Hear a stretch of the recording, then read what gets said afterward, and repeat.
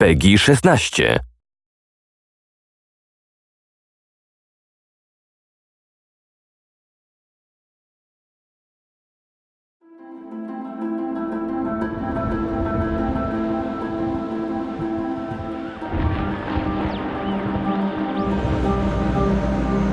Another important aspect with the storm scene is that it represents a gear change in the story. So this is really the first time the characters are leaving the relative safety of the start of the game, and we definitely wanted to find a way to represent that in the art. So what we have here is we have a shift from the lighting style at the start of the game, which is very much a found lighting style. It's all lit by the sunlight and bounce light. There's no artificial light sources at all. And for the first time then in the storm scene, we changed to a much more filmic, set-lit feel.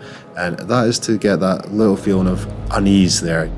There's a colour change also, so we go from a natural grade to more of a blue-green tint, and that also brings that feeling of unease that everything might not be quite right. And it's the first time in the game that we really see that. So it kicks off then what is to follow in the rest of the game in terms of the horror aspects when they do get on board the ship. As well as that, there's a really important change of camera in terms of when the storm starts. So we go from a more composed, steady camera to a really handheld feel.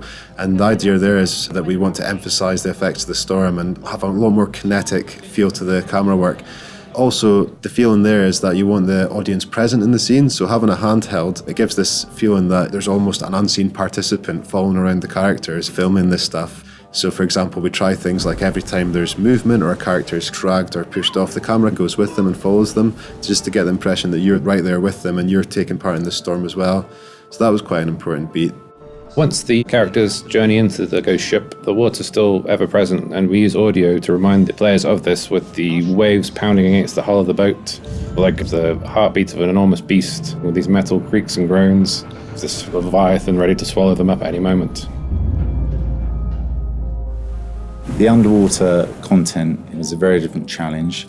There's a different timing mindset you have to consider. It's all about observing and absorbing yourself into that area. We looked at various different reference, film, TV and game reference too. Luckily, 2 of us on the team scuba dived before, which was good. We even went to a local pool and did some film reference for some of the more complicated scenes in the game, the fight scenes. We found in a lot of the reference, the divers would do a small paddle movement with their hands to readjust and center themselves.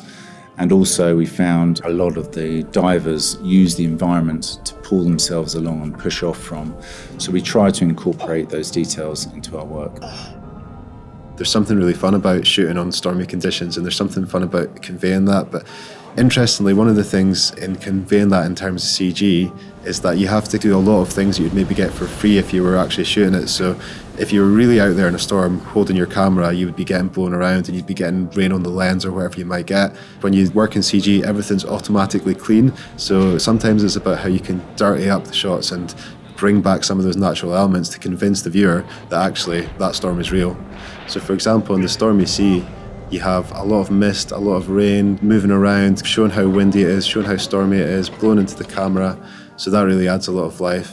In the underwater scene, we used it for silt, for plankton, for any kind of dirt and noise in the ocean.